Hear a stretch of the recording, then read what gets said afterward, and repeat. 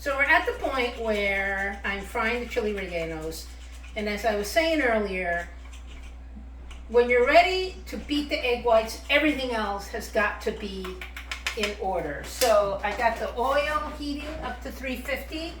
I've got the egg whites beat to soft peaks. I'm gonna add the egg yolks. There's 2 egg yolks here, and there's probably about 4 egg whites, because I'm trying an experiment today. I made a dessert where I only needed egg yolks, so I had a lot of egg whites, and I am using some of those extra egg whites thinking that this will create a better batter. So unfortunately the egg yolks are heavier than the egg whites, so they tend to sink to the bottom. Now I've got these 4 chili rellenos left. You'll recall, I think there's 4 there. I'm gonna check the temperature of the oil to make sure we're at a really good temperature, getting close to it anyway. And camera person, if you could come a little closer. I've just got a regular saute pan. I got about 1/2 inch oil in there. Now, people say you should keep 1 dry hand and 1 wet hand when you do batter, but that seems to me impossible to do with the chili rellenos. So he's a little one. I can like stick him in here. I make sure he disappears into the batter. I keep the seam side up, and in he goes. But these long ones, I can't, there's no way I can pick them up and put them in there with just 1 hand.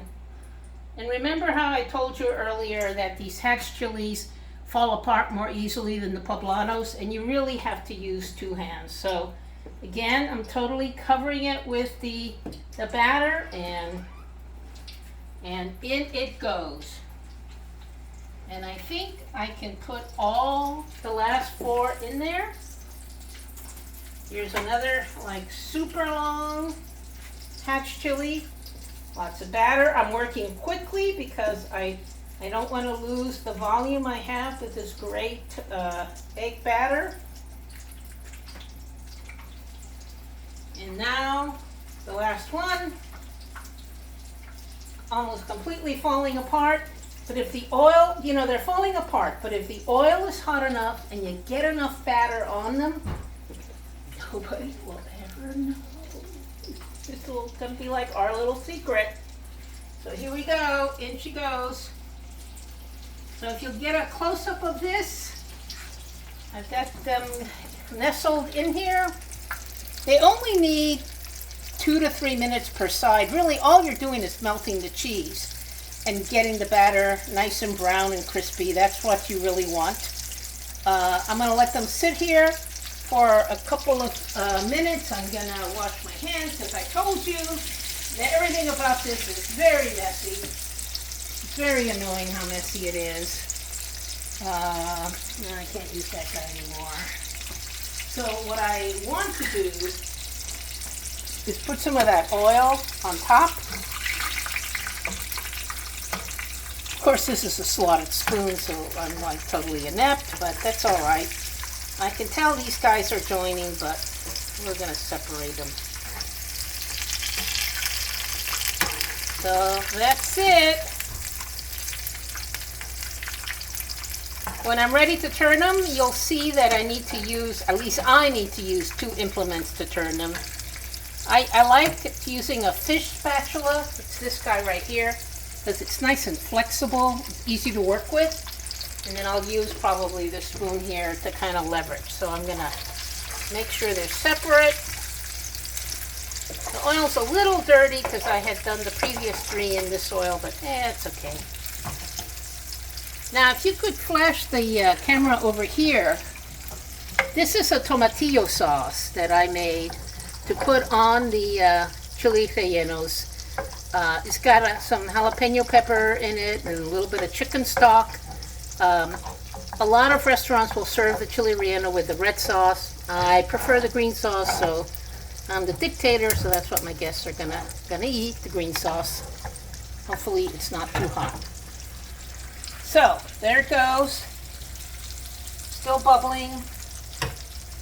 This is a kind of a pro trick. If I see any bald spots, I'm just grabbing what's left in here, putting it on top. I think we're good. Now, as I said earlier,